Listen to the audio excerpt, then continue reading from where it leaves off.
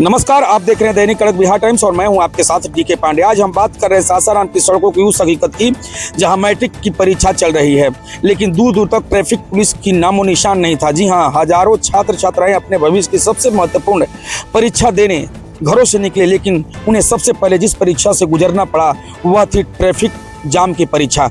दर्शकों, सुबह का समय शहर के प्रमुख चौराहे, पोस्ट ऑफिस चौक, कलेक्ट्रेट मोड़, रेलवे स्टेशन, धर्मशाला रोड और लालगंज नहर, हर तरफ सिर्फ जाम की ही और हॉर्न तेज की जो है आवाज है। दर्शकों, आप घबराए नहीं और समय पर परीक्षा केंद्र पहुंचने की जद्दोजहद भी था, लेकिन इस पूरे दृश्य को जो सबसे ज्यादा चुभ रही है वह थी ट्रैफिक पुलिस की गैर मौजूदगी।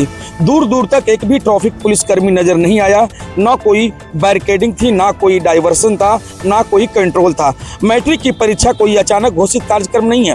तारीखें सबसे पहले तय थी, केंद्रों की सूची पहले से जारी थी, छात्रों की संख्या प्रशासन के पास उपलब्ध थी, फिर भी ऐसे लगा मानो शहर को इस दिन के लिए तैयार ही नहीं किया गया था।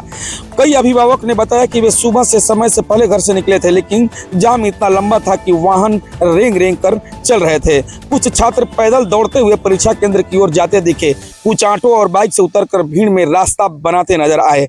यह सिर्फ ट्रैफिक की समस्या नहीं थी, यह व्यवस्था की परीक्षा थी। जब परीक्षा जैसे संवेदनशील अवसर पर ट्रैफिक नियंत्रण की कोई स्पष्ट व्यवस्था न हो तो सवाल उठाना लाजिमी हो जाता है। क्या प्रशासन को पहले से अंदाजा नहीं था कि भीड़ बढ़ेगी? क्या अतिरिक्त पुलिस बल की तैनाती नहीं हो सकती थी? क्या भारी वाहनों पर अस्थायी रोक नहीं लगाई जा सकती थी? अगर किसी बड़े नेता का काफिला गुजरता तो बात क्या थी, वह हाल में एकदम पूरा क्लियर रहता। शायद यह ऐसा नहीं है, लेकिन आज जब हम आम जनता के छात्र सड़क पर थे तो व्यवस्था पूरी तरह से गायब दिखी। सासाराम जैसे महत्वपूर्ण शहर में जहां हर साल हजारों छात्र परीक्षा देते हैं, जहां इस स्तर की लापरवाही कई सवाल खड़े करती है। ट्रैफिक पुलिस का काम सिर्फ चालान काटना नहीं होता, बल्कि भीड़ को नियंत्रण करना भी होता है। संवेदनशील मौकों पर सुरक्षा और सुचारू व्यवस्था सुनिश्चित करना भी होता है, लेकिन आज दूर दूर तक ट्रैफिक पुलिस नजर नहीं आई, सिर्फ आम लोग और उनके बीच संघर्ष करती सड़कें। कई अभिभावक ने नाराजगी जताई और उनका कहना था कि बच्चों का भविष्य दांव पर था और प्रशासन कहीं दिखाई नहीं दे रहा था। कुछ लोगों यह भी कहना था कि अगर कोई वीआईपी कार्यक्रम होता तो पूरी सड़क खाली करा दी जाती। यह तुलना अपने आप में एक बहुत कुछ कहती है। आज जरूरत थी सक्रिय मॉनिटरिंग की, संवेदनशील और चौराहों पर पुलिस तैनात की, वाहनों को नियंत्रित संचालन की, जनता की पूर्व सूचना की, लेकिन जो दिखा वह था अव्यवस्था। मैट्रिक परीक्षा सिर्फ एक परीक्षा नहीं है, यह लाखों परिवारों के सपनों से जुड़ी होती है।